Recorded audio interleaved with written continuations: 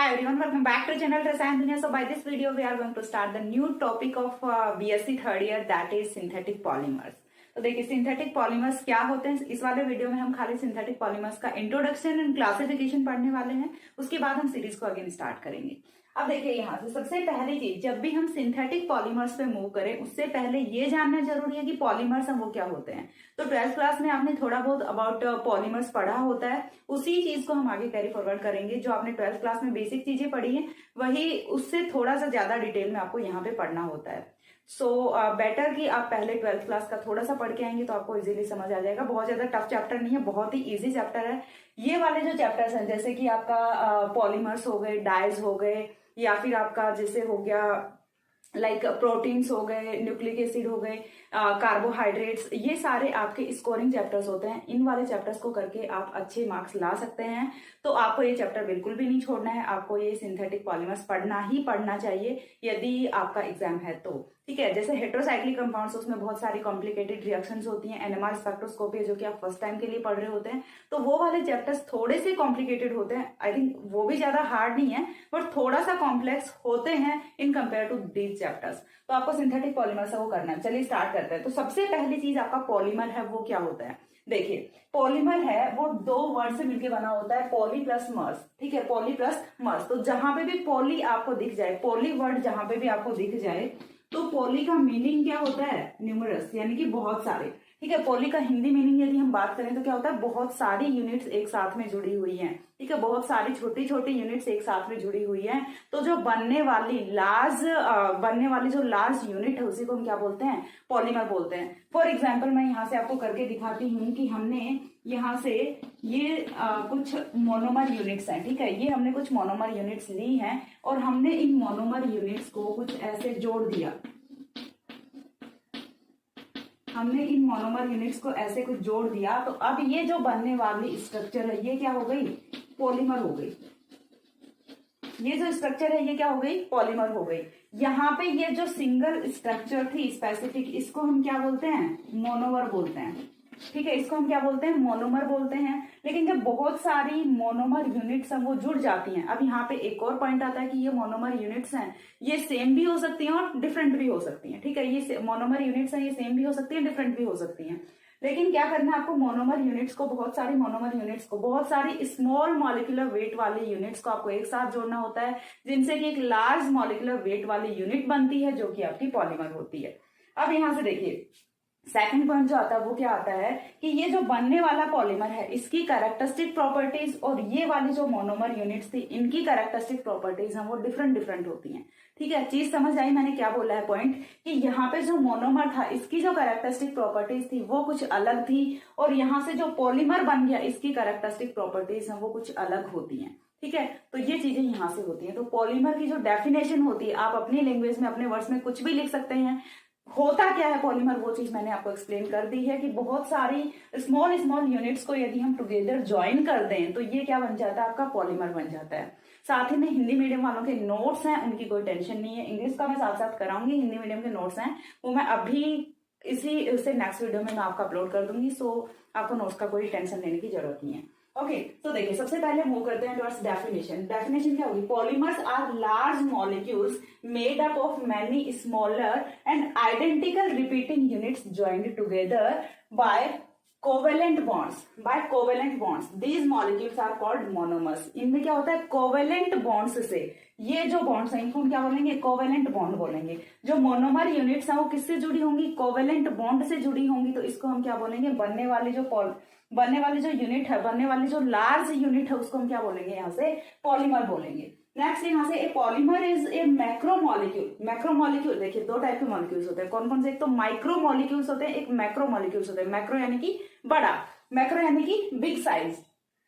A polymer is a macromolecule, यानी कि polymer है वो बिग साइज का मॉलिक्यूल होता है। Therefore the relative molecular mass of a polymer is large. तो इसलिए देखिए बड़ा मॉलिक्यूल है तो ऑब्वियस सी बात है कि ये जो छोटे छोटे मॉलिक्यूल्स थे इनकी कंपेयर में तो जो मॉलिक्यूलर वेट है, मॉलिक्यूलर मास है वो बहुत ज्यादा होने वाला है। ठीक है, बहुत ज्यादा होने वाला है।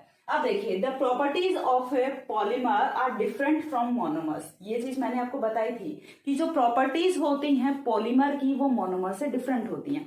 अब मैं आपको एग्जांपल बताती हूँ, देखिए बहुत ही इजी जो नेचुरल एग्जांपल्स होते हैं वो मैं आपको बताती हूँ। देखिए यदि हम बात करें ग्लूकोज की, ठीक है, कार्बोहाइड्रेट मैंने 2 साल पहले पढ़ा दिया था, तो कार्बोहाइड्रेट सभी ने पढ़ रखा है। कार्बोहाइड्रेट, ग्लूकोज एक कार्बोहाइड्रेट है, ठीक है। कार्बोहाइड्रेट्स की यदि हम बात करें तो ग्लूकोज कार्बोहाइड्रेट है। और वहीं यदि हम बात करें सेल्यूलोज की, तो सेल्यूलोज है वो क्या है, polymer of glucose, polymer of glucose. और ग्लूकोज क्या है, मोनोमर ऑफ सेल्यूलोज। पॉइंट समझ पा रहे हो? सेल्यूलोज क्या है, पॉलीमर ऑफ ग्लूकोज है, and glucose monomer of cellulose, monomer of cellulose. जब बहुत सारी ग्लूकोज की यूनिट्स हैं, सेल्यूलोज की स्ट्रक्चर मैंने ऑलरेडी बनाई हुई है, ऑलरेडी पढ़ाई हुई है, आप जाके कार्बोहाइड्रेट्स वाली प्लेलिस्ट है वो चेक कर सकते हैं। देखिए जब बहुत सारी ग्लूकोज की यूनिट्स हैं वो आपस में कोवेलेंट बॉन्डिंग से जुड़ जाती हैं तो बनने वाले जो स्ट्रक्चर होती है वो आपका क्या होता है, सेल्यूलोज होता है। In the same way starch भी आप कंसिडर कर सकते हैं, स्टार्च दोनों ही कार्बोहाइड्रेट्स हैं, ठीक है। तो ये क्या हो गए, आपके पॉलीमर्स हो गए। अब देखिए ग्लूकोज का मॉलिक्यूलर मास या फिर ग्लूकोज के मॉलिक्यूलर वेट की हम बात करें और इन कंपैरिजन यदि हम सेल्यूलोज की मॉलिक्यूलर वेट की बात करें तो दोनों में से किसका मॉलिक्यूलर वेट ज्यादा होगा, ऑब्वियसली किसका, सेल्यूलोज का ज्यादा होगा। क्यों? क्योंकि ग्लूकोज एक अकेली यूनिट है और यहाँ पे क्या है, मैनी यूनिट्स ऑफ ग्लूकोज हैं, बहुत सारी ग्लूकोज की यूनिट्स हैं।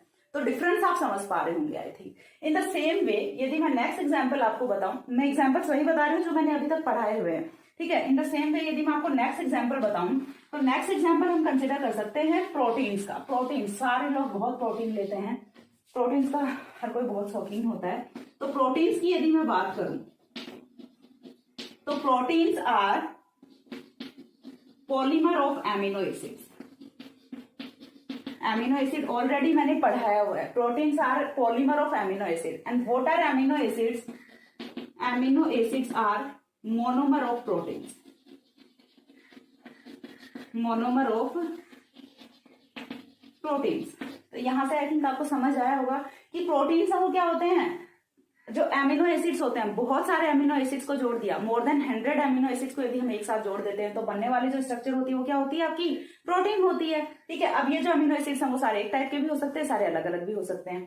दूसरा, यदि हमने प्रोटीन को ब्रेक कर दिया, प्रोटीन को यदि हमने ब्रेक कर दिया तो जो यूनिट्स मिलेंगी हमें वो क्या होने वाली हैं, एमिनो एसिड्स होने वाली हैं। तो यहाँ से आपको मोनोमर एंड पॉलीमर का कंसेप्ट है वो आई थिंक क्लियर हुआ होगा कि क्या मोनोमर होता है, क्या पॉलीमर होता है और कैसे इनकी बॉन्डिंग होती है। क्योंकि मैंने एग्जाम्पल्स हम वो समझाए हुए हैं आपको, दोनों में ही आपकी कोवेलेंट बॉन्डिंग होती है। सेलुलोज में भी आपका कोवेलेंट बॉन्डिंग होती है और प्रोटीन्स में भी आपकी कोवेलेंट बॉन्डिंग होती है। इन बिटवीन एमिनो एसिड्स और सेलुलोज में किसके बीच में होती है, ग्लूकोज यूनिट्स के बीच में होती है।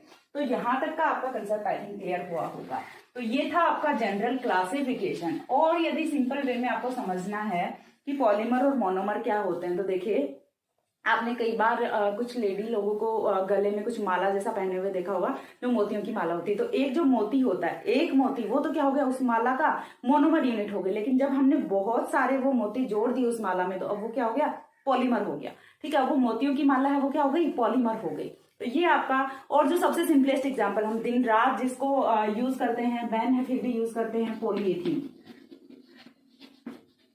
पॉलीएथीन, इससे तो बेस्ट एग्जाम्पल कोई हो ही नहीं सकता पॉलीमर का, जो कि हम बहुत ज्यादा यूज करते हैं, पॉलीएथीन। तो ये क्या होता है, जो एथीन होता है उसी का पॉलीमर होता है, जो कि आपका पॉलीएथीन होता है, ठीक है। जो बहुत सारी एथीन यूनिट्स हैं वो साथ में जुड़ जाती है जिससे कि आपका पॉलीएथीन है वो बन जाता है, जिसे हम पॉलीथीन पॉलीथीन बोलते रहते हैं, वो क्या होता है, पॉलीएथीन होता है, ठीक है।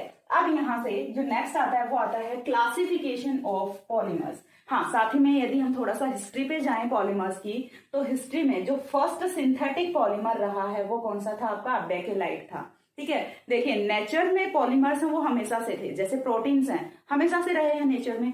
यदि हम बात करें कार्बोहाइड्रेट्स की, हमेशा से रहे हैं नेचर में। लेकिन अब हम किस पे मूव करने वाले हैं, सिंथेटिक पॉलीमर्स पे। सिंथेटिक का मतलब क्या होता है, मैन मेड, या फिर क्या होता है, आर्टिफिशियल, जिसे ह्यूमंस ने बनाया, जिसे साइंटिस्ट ने बनाया लेबोरेटरीज में, वो क्या होता है, सिंथेटिक पॉलीमर्स होते हैं, ठीक है, मैन मेड पॉलीमर्स होते हैं। अब यहां से देखिए, जो पहला सिंथेटिक पॉलीमर है जो बनाया गया था वो कौन सा था, 1909 में बनाया गया था, 1909 में बनाया गया था। और ये कौन सा था आपका, बेकेलाइट था। ठीक है, कुछ जैसे कॉम्पिटिटिव एग्जाम्स में पूछा जा सकता है give the name of first synthetic polymer. So first synthetic polymer was bakelite. Bakelite के बारे में हम बहुत डिटेल में पढ़ने वाले हैं आगे। और मैं बता दूं बेकेलाइट क्या होता है फॉर योर इन्फॉर्मेशन। तो जो भी आप बर्तन वगैरह यूज करते हैं, देखिए ये वाला जो चैप्टर है ये आपका डेली लाइफ से बहुत ज्यादा रिलेट करता है। सो आप चीजों को अच्छे से अंडरस्टैंड कर सकते हैं।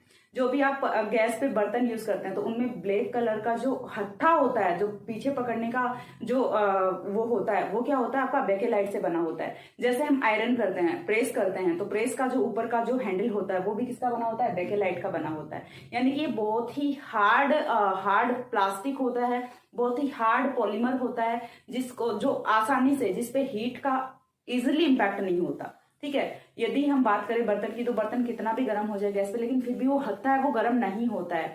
तो कितना यूजफुल होता है बेकेलाइट हम समझ सकते हैं इस चीज से। यदि वो बेकेलाइट का हत्था ना हो तो हम क्या करेंगे, हाथ जलेगा ना, लेकिन ये हमें बचाता है। So that's how polymers are useful for our daily life. अब देखिए नेक्स्ट पॉइंट पे हम मूव करते हैं क्लासिफिकेशन ऑफ पॉलीमर्स पे। क्लासिफिकेशन की यदि मैं बात करूं तो जब भी क्लासिफिकेशन की बात आती है मैं ऑलवेज आपको बताती हूँ कि क्लासिफिकेशन है कंपाउंड्स का, वो हम डिफरेंट डिफरेंट बेसिस मान के कर सकते हैं, डिफरेंट डिफरेंट टाइप से क्लासिफिकेशन हो कर सकते हैं। तो यदि मैं बात करूं पॉलीमर्स की, अभी हम सिर्फ पॉलीमर्स के बारे में बात करें, सिंथेटिक पॉलीमर्स का अभी हम मूव करेंगे। ठीक है, हमने सिर्फ सिंथेटिक पॉलीमर का एक एग्जांपल देखा कि फर्स्ट पॉलीमर कौन सा था। क्लासिफिकेशन है वो हम सिंथेटिक पॉलीमर्स का नहीं कर रहे, क्लासिफिकेशन है वो हम ओनली पॉलीमर्स का कर रहे हैं। अंडरस्टैंड द पॉइंट, हम सिंथेटिक पॉलीमर्स का क्लासिफिकेशन नहीं कर रहे हैं, क्लासिफिकेशन हम पॉलीमर्स का कर रहे हैं। अब और जो सिंथेटिक पॉलीमर है वो पॉलीमर का ही एक टाइप होने वाला है, जिसका हम फर्दर स्टडी करेंगे ड्यूरिंग द होल चैप्टर। पूरे चैप्टर में हम जितने भी एग्जाम्पल्स वगैरह करेंगे सारे के सारे सिंथेटिक पॉलीमर के करने वाले हैं। अब देखिए यहाँ से, क्योंकि नेचुरल पॉलीमर हम इस वाले चैप्टर में नहीं पढ़ेंगे, वो हम पहले कार्बोहाइड्रेट्स में, प्रोटीन्स में, पेप्टाइड्स में वो सब हम पढ़ चुके हैं। अब देखिए क्लासिफिकेशन की यदि हम बात करें तो जो सबसे फर्स्ट क्लासिफिकेशन है वो किया गया है on the basis of occurrence, यानी कि और we can say that on the basis of source of occurrence, यानी कि कहां से पॉलीमर है वो मिल रहा है। ठीक है, तो डायरेक्ट जो पॉलीमर है वो कहां से आ रहा है तो उसके बेसिस पे क्लासिफिकेशन किया गया है। तो देखिए कहां से आ सकता है, या तो नेचर से आ सकता है या फिर हम लेबोरेटरी में बना सकते हैं, लेकिन तीसरे टाइप का भी हो सकता है। वो क्या होता है आपका कि जिसका रॉ मटेरियल है वो तो कहां से आए, नेचर से आए, और उस रॉ मटेरियल को डायरेक्टली हम यूज कर ले तब तो वो नेचुरल हो गया, या फिर पूरा का पूरा लैब में बनाया गया तब वो सिंथेटिक हो गया। लेकिन रॉ मटेरियल तो नेचर से आ रहा है और उसे हमें लैब में थोड़ा बहुत केमिकल रिएक्शंस उस पर अप्लाई करनी पड़ रही हैं, तो वो कौन सा हो जाता है आपका, पार्शियल सिंथेटिक हो जाता है। तो on the basis of occurrence source जो पॉलीमर्स हैं वो तीन टाइप के होते हैं। कौन कौन से होते हैं, नेचुरल पॉलीमर्स होते हैं, सिंथेटिक पॉलीमर्स होते हैं, पार्शियल सिंथेटिक पॉलीमर्स होते हैं। तो यदि मैं नेचुरल पॉलीमर्स की बात करूं तो नेचुरल पॉलीमर्स हैं ये हमें नेचर से ऑब्टेन होते हैं, और यहाँ पे जो मेन इंपॉर्टेंट है वो क्या होते हैं, एग्जाम्पल्स होते हैं। तो एग्जाम्पल्स यदि मैं नेचुरल पॉलीमर्स की बात करूं, अभी जस्ट मैंने आपको बताया था नेचुरल पॉलीमर्स में कौन कौन से एग्जाम्पल आप कंसिडर कर सकते हैं। नेचुरल पॉलीमर्स में आप एग्जाम्पल कंसिडर कर सकते हैं प्रोटीन्स का कर सकते हैं, सेलुलोज, कार्बोहाइड्रेट सेलुलोज, स्टार्च, ठीक है, न्यूक्लिक एसिड, ये सारे क्या हो जाते हैं आपके, न्यूक्लिक एसिड है वो भी तो क्या होता है, एक पॉलीमर ही होता है। न्यूक्लिक एसिड है, पॉलीन्यूक्लियोटाइड जिसे हम बोल रहे होते हैं, तो वो भी क्या होता है, पॉलीमर ही होता है, न्यूक्लिक एसिड। तो इस टाइप से जो नेचुरल पॉलीमर्स हैं वो कौन से हो गए आपके, प्रोटीन्स हो गए, सेलुलोज हो गया, स्टार्च हो गया, न्यूक्लिक एसिड हो गया। तो ये सारे आपके नेचुरल पॉलीमर्स होते हैं जो कि बिल्कुल आपको नेचर से ऑब्टेन होते हैं। अब नेक्स्ट जो आता है वो आपका आता है सिंथेटिक पॉलीमर्स। सिंथेटिक पॉलीमर्स यानी कि जिन्हें कंप्लीटली लेबोरेटरी में सिंथेसाइज किया जाता है, जो कि कंप्लीटली मैन मेड होते हैं। तो इनका जो सबसे अच्छा एग्जाम्पल अभी मैंने लिखा था कौन सा हो गया, पॉलीएथीन हो गया, पॉलीस्टाइरीन हो गया।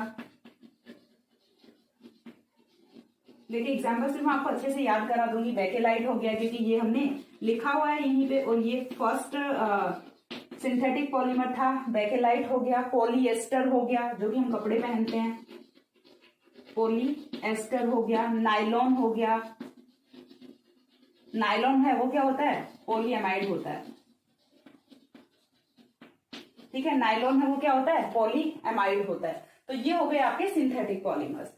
नेक्स्ट है ये जो सिंथेटिक पॉलीमर्स जितने भी मैंने एग्जांपल यहाँ पे लिखे हैं ये सारे के सारे कंप्लीटली लैब में सिंथेसाइज्ड होते हैं, ठीक है, नेचर से इनका कोई लेना देना नहीं होता है।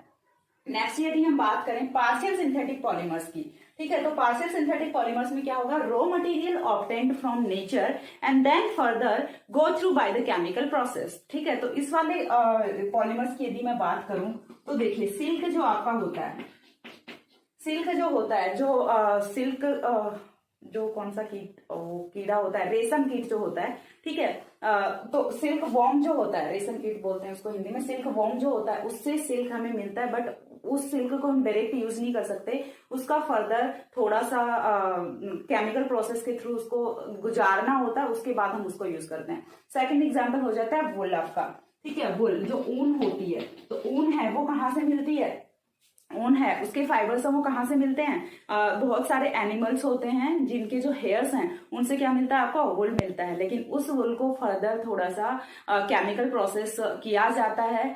ठीक है, तो ये हो गया आपके पार्शियल सिंथेटिक पॉलीमर्स के एग्जांपल। या फिर आपका ब्यूना रबर हो जाता है, ब्यूना रबर हो जाता है। ठीक है, तो ये कुछ एग्जांपल्स हैं आपके पार्शियल सिंथेटिक पॉलीमर्स के। अब जो सेकंड क्लासिफिकेशन आता है वो आता है आपका on the basis of composition, यानी कि हम जो पॉलीमर ले रखा है हमने, या फिर हम जो पॉलीमर बनाने जा रहे हैं उस पॉलीमर का कंपोजिशन क्या है, उसका केमिकल कंपोजिशन क्या है, यानी कि उसमें कौन से टाइप की मोनोमर यूनिट्स हैं वो जुड़ी हुई हैं। तो कंपोजिशन के बेसिस पे दो टाइप के पॉलीमर्स होते हैं, first one is homopolymer and second one is copolymer, और we can say that heteropolymer. ठीक है, तो देखिए होमोपॉलीमर है वो क्या होता है, होमो, देखिए यहाँ से होमो मीन्स एक जैसा, हेट्रो मीन्स अलग अलग डिफरेंट, तो होमो यानी कि जिसमें सारी की सारी जो मोनोमर यूनिट्स हैं वो एक जैसी होंगी। ठीक है, फॉर एग्जाम्पल हमने लिया यहाँ से, हमने कोई पॉलीमर स्टार्ट किया जिसमें ए ए ए ए, यानी कि सारी की सारी जो मोनोमर यूनिट्स हैं वो एक जैसी जा रही हैं, तो ये कौन सा होगा, होमोपॉलीमर होगा। ठीक है, ये कौन सा होगा, होमोपॉलीमर होगा। और कोपॉलीमर, फॉर एग्जांपल हमने लिया यहाँ से एक यूनिट, हमने एक जो मोनोमर यूनिट है वो हमारी एक जैसी है, दूसरी है वो फॉर एग्जांपल हमारी सी हो गई, तीसरी फिर से ए हो गई, फिर से सी हो गई, फिर से ए हो गई, तो यानी कि जिसमें डिफरेंट टाइप की पॉलीमर और डिफरेंट टाइप की मोनोमर यूनिट्स जुड़ी होंगी, तो वो आपका कौन सा होगा, हेट्रोपॉलीमर या फिर कोपॉलीमर होगा। और जिसमें सारी की सारी मोनोमर यूनिट्स सेम होती हैं वो कौन सा होता है, आपका होमोपॉलीमर होता है। एग्जाम्पल से समझा देती हूँ। एग्जाम्पल देखिए, अगेन यदि हम बात करें पॉलीएथीन की, ठीक है, हम यदि बात करें पॉलीएथीन की, तो इसमें सारी की सारी जो यूनिट्स हैं वो क्या होती हैं, एथीन की यूनिट्स ही होती हैं, एक जैसी यूनिट्स होती हैं। यदि हम बात करें पॉलीस्टाइरीन की, पॉलीस्टाइरीन की, तो इसमें भी सारी यूनिट्स एक जैसी होती हैं। यदि हम बात करें सेल्यूलोज की, तो इसमें भी सारी यूनिट्स एक जैसी होती हैं। तो ये आपके एग्जांपल्स किसके हो गए, ये आपके एग्जांपल्स हो गए होमोपॉलीमर के, जिसमें सारे की सारी मोनोमर यूनिट्स हैं वो एक जैसी होती हैं। यदि हम बात करें हेट्रोपॉलीमर या फिर कोपॉलीमर की, तो हेट्रोपॉलीमर या फिर कोपॉलीमर, सबसे सिंपल एग्जांपल आपका आ जाता है ब्यूना रबर, ब्यूना रबर। दूसरा जो हमने लिखा हुआ है पॉलीएस्टर, जो हमने लिखा हुआ है पॉलीएस्टर, तो पॉलीएस्टर में भी दो टाइप की यूनिट्स होती हैं, आगे पढ़ाऊंगी तो आपको पता चलेगा। तो ये भी हेट्रो टाइप का पॉलीमर है। अगेन यहाँ से आपका जो पॉलीएमाइड आ जाता है, ये भी हेट्रो टाइप का या फिर कोपॉलीमर टाइप का पॉलीमर होता है। तो ऐसे पॉलीमर जिनमें सारी की सारी मोनोमर यूनिट्स एक जैसी होती हैं, होमोपॉलीमर होते हैं और डिफरेंट होती हैं, तो वो क्या हो जाते हैं, आपके हेट्रोपॉलीमर हो जाते हैं। एक बार आपको इतना स्क्रीनशॉट लेना है, देन फर्दर क्लासिफिकेशन है वो आपको बताती हूँ, यानी कि स्ट्रक्चर के बेसिस पे जो पॉलीमर्स हैं उन्हें कैसे डिवाइड किया हुआ गया है वो चीज मैं आपको एक्सप्लेन करती हूँ। एक बार इतना स्क्रीनशॉट ले लीजिए। हो गया। अब देखिए नेक्स्ट है वो मैं आपको बताती हूँ, classification on the basis of structure.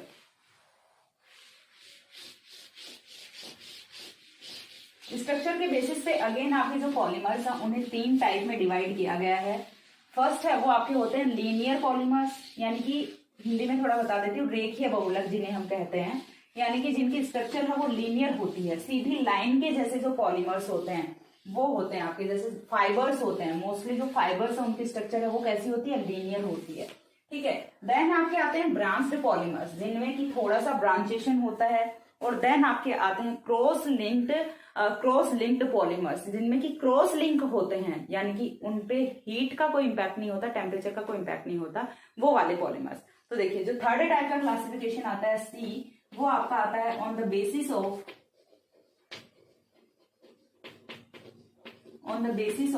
Structure,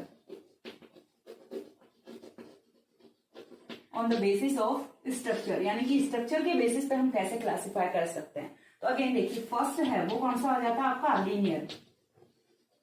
linear polymers. Second है वो आपका कौन सा होगा, branched polymers.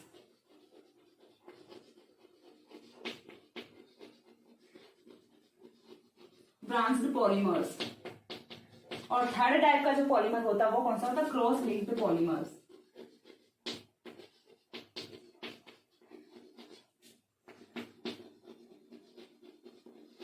Cross linked polymers. तो देखिए सबसे पहले की यदि हम बात करें लीनियर पॉलीमर की, ठीक है, लीनियर पॉलीमर।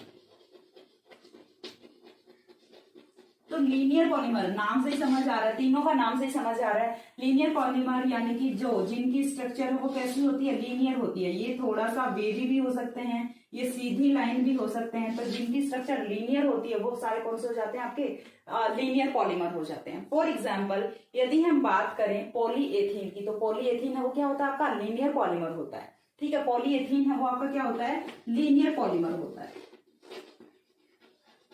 पॉलीस्टायरीन है वो भी आपका क्या होता है, लीनियर पॉलीमर होता है, ठीक है। यानी कि जिनकी स्ट्रक्चर है वो सीधी सीधी होती है वो सारे आपके क्या हो जाते हैं, लीनियर पॉलीमर्स हो जाते हैं। जैसे आपका सिल्क हो गया, वो भी क्या होता है, लीनियर पॉलीमर होता है। सेकंड यदि मैं बात करूं ब्रांच्ड पॉलीमर की,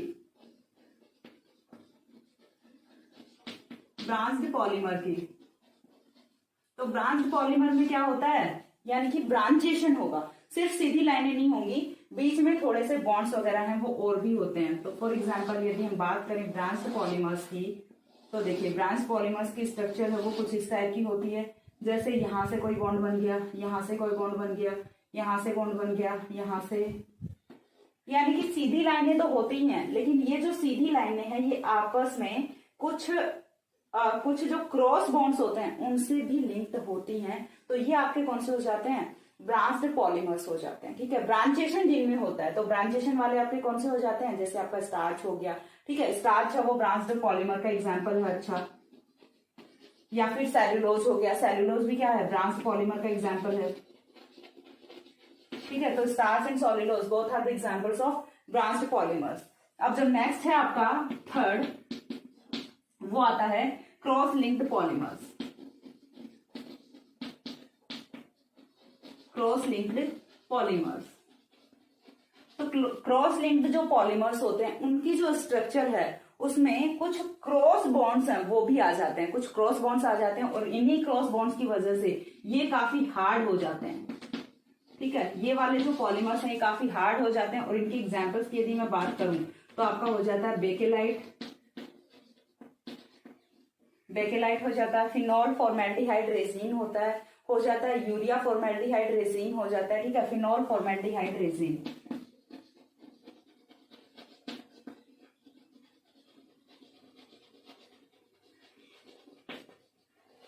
यानी कि जिनसे आपके जैसे स्विच बोर्ड हो गए, इलेक्ट्रिसिटी स्विच बोर्ड वगैरह, स्विच हैं, बोर्ड हैं, ये सब किससे बनाए जाते हैं, बेकेलाइट से, फिनॉल फॉर्मेल्डिहाइड रेजिन। इन टाइप के जो हार्ड पॉलीमर्स होते हैं, क्रॉस लिंक्ड पॉलीमर्स होते हैं, इन्हीं से बनाए जाते हैं। इनके स्ट्रक्चर है उसको हम कुछ इस टाइप से स्टडी कर सकते हैं। देखिए जिनमें ब्रांचेशन तो होता ही है, ठीक है, लेकिन साथ में कुछ क्रॉस बॉन्ड्स हैं वो भी आ जाते हैं। कैसे बनाऊं क्रॉस बॉन्ड्स को, इनकी स्ट्रक्चर वो क्वाइट 3D होती है, ठीक है, थोड़ी 3D टाइप की स्ट्रक्चर होती है। तो ऐसे सीधा मैं कैसे रिप्रेजेंट करूं, बट आई होप सो आप समझ रहे होंगे। वीडियो क्लास में मैं कोई आपको फोटो है वो डिस्प्ले कर दूंगी जिससे आपको अच्छे से और समझ में आ जाए। ओके, तो ये आपका हो गया क्लासिफिकेशन ऑफ पॉलीमर्स। इसके बाद एक टाइप का क्लासिफिकेशन और बच जाता है, बट वो थोड़ा डिटेल्ड क्लासिफिकेशन है, ठीक है, on the basis of molecular forces, यानी कि मॉलिक्यूलर फोर्स कौन सा लग रहा है उसके बेसिस पे। जैसे उसमें आपके 3 टाइप के आ जाएंगे, अगेन इलास्टोमर्स आ जाएंगे, और आपके थर्मोसेटिंग पॉलीमर आ जाएंगे, एंड थर्मोप्लास्टिक पॉलीमर आ जाएंगे, जो कि मैं नेक्स्ट वीडियो में एक्सप्लेन करूंगी। आज के वीडियो में इतना ही था। नेक्स्ट मिलते हैं दूसरे वीडियो में, तब तक के लिए सी या, have a good day, thanks for watching.